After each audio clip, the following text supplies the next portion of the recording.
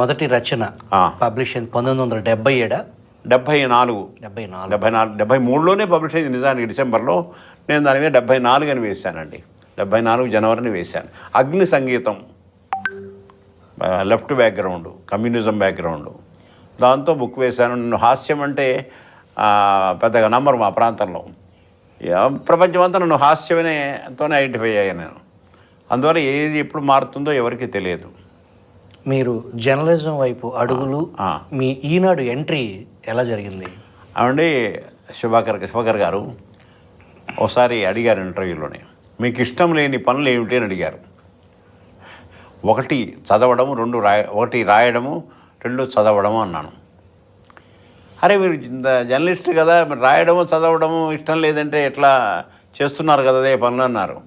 అంటే నేను అన్నాను, ఉరి తీసేవాడు ఉంటాడు కదా తలారి, మనుషుల్ని ఉరిశిక్ష పడ్డ వాళ్ళకు ఉరేస్తాడు కదా, వాడు ఇష్టమై చేస్తాడా? పార్ట్ ఆఫ్ డ్యూటీ, వాడు డ్యూటీలో భాగం కాబట్టి చేస్తాడు. నేను యాక్చువల్గా లెక్చరర్ కావాలని నా కోరికండి. మాట్లాడటం నాకు ఎక్కువ ఇష్టం, కానీ రాసే పనిలోకి వచ్చాను. అది అందువల్ల మన చేతిలో ఉండదు. మన అదృష్టం ఏంటంటే శుభకర్ గారు, మీరు నమ్ముతారో నమ్మరో నాకు తెలియదు, కానీ మనుషుల గొప్ప అదృష్టం ఏంటంటే, మన అందరి అదృష్టము దేవుళ్ళని కాకపోవడమే అదృష్టం. మనం అనుకునే చదివే పురాణాలను బట్టి, వేదాలని బట్టి, ఈ కావ్యాలని బట్టి చూస్తే దేవుళ్ళు పడ్డన్ని కష్టాలు మనం పడితే తట్టుకోగలమా? చచ్చి ఊరుకుంటాం కదా. కాబట్టి ఆ కష్టాలు మనకు తప్పాయిగా. పూర్వం శాపాలు ఇచ్చేవాళ్ళు, ఇందాక మీరు ఏదైనా అన్నారే, వరాలు ఇస్తే పర్వాలే, నువ్వు గాడిదవే పుట్టకాక అని ఆ వరాలు ఇచ్చారనుకోండి, అవన్నీ జరిగితే మనం తట్టుకోగలమా? కాబట్టి దేవుళ్ళం కాకపోబట్టే మనం బతుకున్నామండి. మీరు వాస్తు కూడా చూస్తారు కదా? చూస్తానండి. ఈ వాస్తు చూసే క్రమంలో మీకు దాంట్లో రకరకాల నాలెడ్జ్ని షేర్ చేసుకునేదానికి దాన్ని మీ అనుభవాలు వాళ్ళకి చెప్తారు. వాళ్ళ అనుభవాలు మీకేమన్నా చెప్పిన సందర్భాలు ఏంటంటే, ఒక చోట ఎవరికైనా వాస్తు చెప్పినప్పుడు వాళ్ళను గమనిస్తా, వాళ్ళకి ఇది జరిగిందా లేదా అని. ఆ జరిగిన దాన్ని బట్టి చూస్తే, జరగని దాన్ని బట్టి చూస్తే దాన్ని నేను మార్చుకుంటూ ఉంటా. నిజం చెప్పాలంటే నాకు గౌరు తిరుపతి రెడ్డి గారు నా అభిమాని అండి. పెద్ద వాస్తు శాస్త్రవేత్త ఉన్నాడు కదా, ఆయన నా అభిమాని. నేను ఫన్గా నన్ను ఒక కాలం రాస్తుంటే ఆయన నన్ను ప్రత్యేకించి పిలిచి నాకు 1000 రూపాయలు నా జేబులో పెట్టాడు లంచంలాగా. ఏంటంటే 1000 రూపాయలు అంటే అన్నాను. అంటే మీ మీద నాకున్న అభిమానంతో పోల్చుకుంటే చాలా తక్కువ అండి అన్నాడు. ఆ తర్వాత సన్మానం చేశాడు. అవన్నీ ఓకే. ఆయన దాంతోపాటు ఆయన రాసిన పుస్తకాలు ఇచ్చాడు నాకు, వాస్తు పుస్తకాలు. నేను నా చదవడం ఇష్టం ఉండదని చెప్పాను కదా, పక్కన పడేశా. ఓ వారం తర్వాత అడిగాడు, సార్ శంకరనారాయణ గారు చదివారా, కొంత మీరు సజెషన్స్ చెప్పాలా. ఆయన కోసం బలవంతంగా చదివాను. అప్పుడు లైబ్రరీకి చెప్పా, గార్లపాటి శ్రీనివాస్ గారని, ఆయనకి చెప్పా, ఈ మాత్రం నేను కూడా చెప్పగలను కదా అని. అయితే మీరు నా వెంట రండి అని చెప్పి ఆయన కోటిలో, హైదరాబాద్ కోటిలో పుస్తకాల షాపులన్నీ తిప్పి, మీకు కావాల్సిన పుస్తకాలన్నీ మీరు తీసుకోండి, నేను ప్రజెంట్ చేస్తా అన్నాడు. అట్లా నేను వాస్తులోకి వచ్చానండి. అయితే ఏంటంటే ఒక అనుభవం జరిగింది. మీరు చెప్పిన నా అనుభవాల నుంచి నేను పాఠాలు నేర్చుకుంటా. బేగంపేట బ్రాహ్మణవాడి అని ఉంటుంది హైదరాబాదులో, రైల్వే స్టేషన్ దగ్గరే.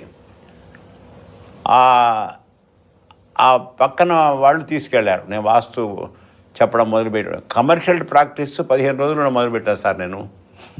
విజయవాడలో ఒక కార్పొరేటర్ తీసుకెళ్ళాడు.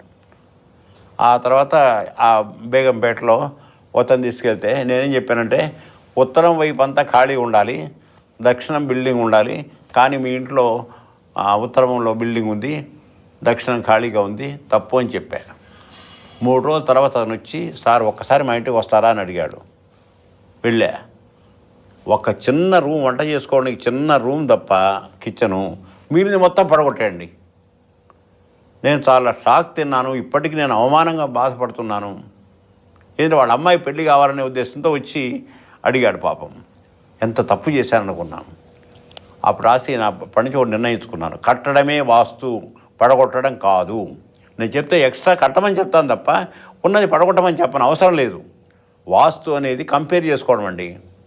మీ బరువు నా బరువులు కంపేర్ చేసుకోవడం, అది బరువులు కంపేర్ చేసుకోవడమే వాస్తు.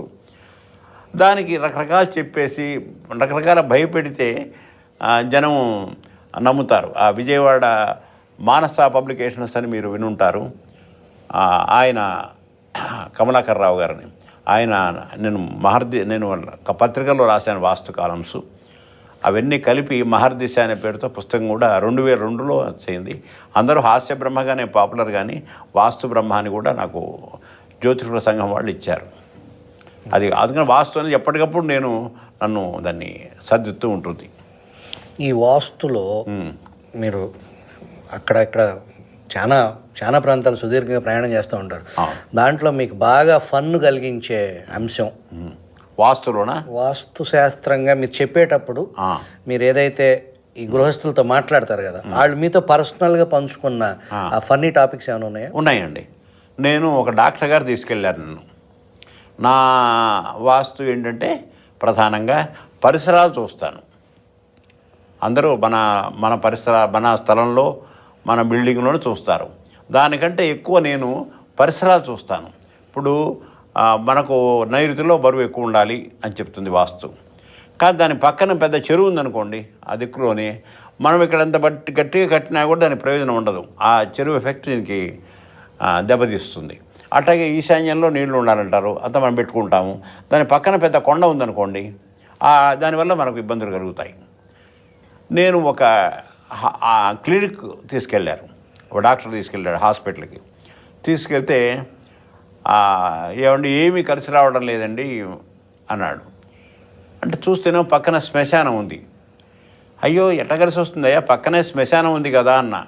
శ్మశానం ఉంది కదా దాన్ని మీరు హాస్పిటల్ పెట్టిన తర్వాత అన్న. శ్మశానం ఉంది కదా ఎట్లా కలిసి వస్తుందన్న. అంటే సార్ ముందు శ్మశానం లేదండి, నేను హాస్పిటల్ పెట్టిన తర్వాతనే శ్మశానం డెవలప్ అయిందండి అన్నాడు. అంటే మనవాడు నీ చేతి మాత్ర వైకుంఠ యాత్ర అన్నారు కదా, వీడి దెబ్బకు తలవ చచ్చిపోవడం, శ్మశానం అక్కడే తగలబెట్టిపోవడం. అట్లాంటిది ఇంకోటి. ఒకసారి ఒక పెద్ద హాస్పిటల్లో అక్కడ మార్చురీ ఉంటుంది కదా, ఆ మార్చురీ వాడి మీద, అక్కడ ఉండేవాడి మీద వీడు లంచగొండి అని ఏసీ వాళ్ళు పట్టుకున్నారు. వాడు లంచం తీసుకున్నాడు. అక్కడ మార్చురీ శవాల దగ్గర ఉండేవాడు, శవం అప్పగించడానికి. అంటే వాడేమన్నాడంటే వాడు సంతోషంగా ఇచ్చారండి అన్నాడు. నేను అడగలేదండి, వాడు సంతోషం కొద్ది లంచాన్ని సంతోషంగా ఇవ్వడము అనే పేరు ఉంది అది మార్చురీ దగ్గర, మామూలుగా ఉంది కదా. వీడు మార్చురీ దగ్గర అన్నాడు ఆ మాట. వాడు సంతోషంగా ఇచ్చారని తీసుకున్నాను, నేను అడగలేదన్నాడు. సంతోషంగా ఎట్టిస్తారా నీకు, సంతోషంగా ఎవరైనా ఇస్తారా చచ్చిపోతే అన్నాడు. లేదండి సంతోషంగానే ఇచ్చారన్నాడు. ఏంటంటే ఆ చచ్చిపోయిన వాడికి ఒకటే కూతురు, కొడుకులు లేరు, అల్లుడు ఇచ్చాడు అన్నమాట సంతోషంగా. మామగారు చచ్చిపోయాడు ఆనందంతో.